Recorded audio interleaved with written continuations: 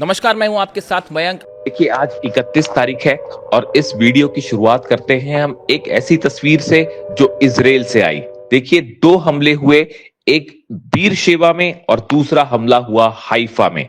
और ये दोनों हमलों में जो धमाके हुए, एक धमाका हुआ केमिकल रिफाइनरी हाइफा की और दूसरा बीरशेबा का स्टील प्लांट।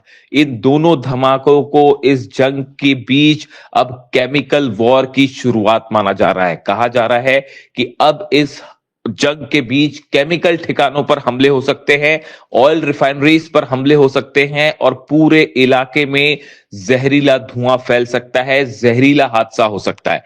देखिए जब कल ये हमले हुए हाइफा में रिफाइनरी में, उसकी तस्वीरें सामने आई और यहाँ पे जो टैंक्स थे बड़े बड़े उनमें आग लग गई। इसी तरह बीरशेबा के स्टील प्लांट में धमाके हुए और सीधा ईरान की मिसाइल के हमले हुए। इसके बाद जो एक्शन इजराइल की सरकार ने लिया वो इस बात की ओर इशारा था कि एक बड़ा हादसा ये जंग में अब हो सकता है।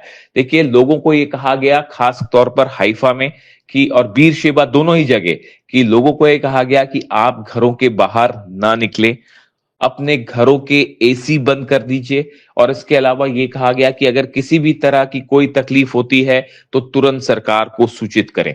ये ऐसा मामला था जिसके बाद काफी समय के लिए ये आशंका फैल गई थी कि क्या इजराइल में जहरीला धुआं फैल रहा है या कोई केमिकल जो है वो हवा में मिल चुके हैं जिनसे बड़े स्तर पर लोगों की जान जा सकती है। देखिए जिस तरह से ईरान पर हमले हुए, ईरान की स्टील फैक्ट्रीज पे हमले हुए, ईरान के गैस स्टेशंस पर हमले हुए, उसी समय ईरान ने चेतावनी दी थी कि अगर हमारे स्टील प्लांट्स पर हमले होते, हमारे इंफ्रास्ट्रक्चर पर हमले होते तो उसी तरह का बदला लिया जाएगा। और इसी का नतीजा था कि यूएई में और बहरीन में एल्यूमिनियम के जो कारखाने हैं उनको निशाना बनाया गया, हाइफा में केमिकल रिफाइनरी पे अटैक हुए और बीरशेबा में स्टील प्लांट पर अटैक हुए। इतना ही नहीं, कई अरब देशों पर भी हमले हुए।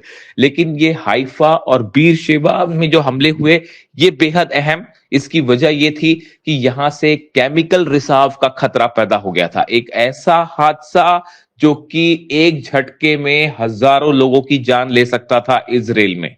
लेकिन अभी हालात कैसे हैं इसको लेकर अभी जानकारी साफ नहीं हुई है। जिस तरह से धुआं बाहर निकला उसके बाद ये लग रहा था, जिस तरह से अलर्ट आया गवर्नमेंट का कि आप लोग घर में रहें, बाहर ना निकलें, उसके बाद कुछ समय के लिए पैनिक था कि यहां कुछ बड़ा हो सकता है। इसके अलावा देखिए ईरान की तरफ से एक बार फिर ये बात साफ की गई है कि डोनाल्ड ट्रंप से किसी तरह की कोई बात नहीं की जाएगी, अमेरिका से किसी तरह की कोई बात नहीं की जाएगी, क्योंकि बातचीत के दौरान हमेशा जब भी बातचीत होती है उसके बाद धोखा मिलता है अमेरिका की तरफ से। हमलों की बात करें, एक बार फिर ईरान ने यूएई को दहला दिया है। यूएई एयरपोर्ट पर लगातार हमले हो रहे हैं। यूएस बेस जो है यूएई का, उस पर लगातार मिसाइलें गिरी हैं और बताया जा रहा है कि दो यूएई में दो बेसिस ऐसे हैं अमेरिकी जिनको सीधा हिट किया गया है। इसके अलावा एंटी ड्रोन सिस्टम जो कि यूक्रेन ने प्रोवाइड किया था यूएई को, जिस सेंटर पर ये था वहां पर सीधा मिसाइल अटैक हुए हैं और वहां पर मिसाइलें गिरी हैं। पिछले अगर 24 घंटे की बात की जाए तो यूएई पर 16 मिसाइल अटैक हुए हैं और 40 ड्रोन से अटैक किया गया।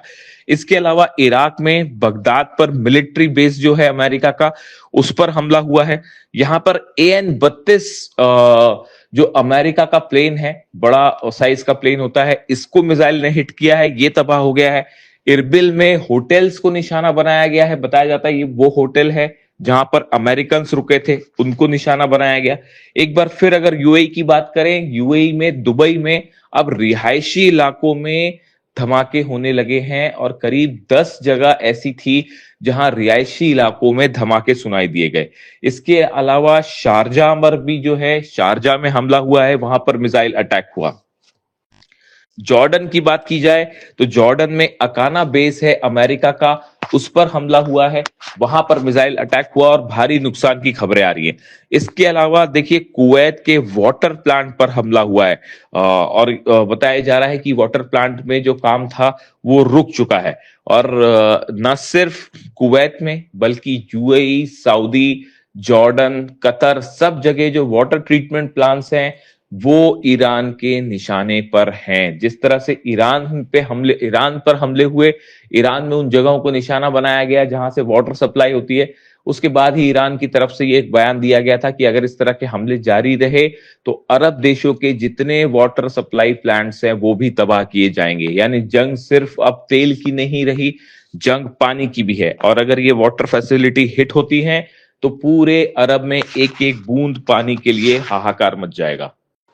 इसके अलावा देखिए इस्फहान में ईरान का जो न्यूक्लियर स्टेशन है इस्फहान, इस पर लगातार हमले हो रहे हैं। एक बार फिर कल इस्फहान को निशाना बनाया गया और जो कोर एरिया है न्यूक्लियर सेंटर का, इसके बेहद करीब मिसाइल गिरी। उसका नतीजा ये हुआ कि ईरान की तरफ से नेगेव डेजर्ट में लगातार हमले जारी हैं। नेगेव वो इलाका है जहां पर डिमोना न्यूक्लियर सेंटर है इजराइल का, और उसको निशाना बनाकर हमला किया गया। यानी इस्फहान पर हमले का बदला, डिमोना पर हमला। अब इन हालात में अगर किसी भी न्यूक्लियर साइट पर सीधा मिसाइल गिरती है और सेंट्रीफ्यूजेस पर मिसाइल गिरती है तो ये एक बड़ा न्यूक्लियर हादसे को अंजाम दे सकता है।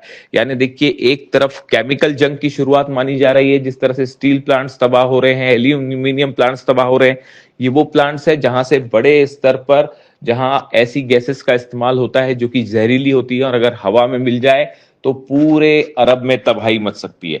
यानी न्यूक्लियर ठिकानों से रेडिएशन का खतरा है और स्टील प्लांट से और गैस प्लांट से जहरीली गैस लीक होने का खतरा है। इसी बीच लगातार जो है वो अमेरिका के फाइटर जेट्स तबाह हो रहे हैं। एक बार फिर खबरें आई हैं AN-32 जो है उसमें उसको वो तबाह कर दिया गया है। इसके अलावा हमने देखा था कि 6 KC-135 प्लेन्स जो रिफ्यूलिंग प्लेन्स है वो तबाह हो चुके हैं। F-35 हिट हो चुका है, अवॉक्स प्लेन तबाह हो चुके हैं और अब AN-32। यानी लगातार अमेरिका के जो फाइटर जेट्स है उनके गिरने की खबर आ रही है और उन पर अटैक कर रहा है ईरान।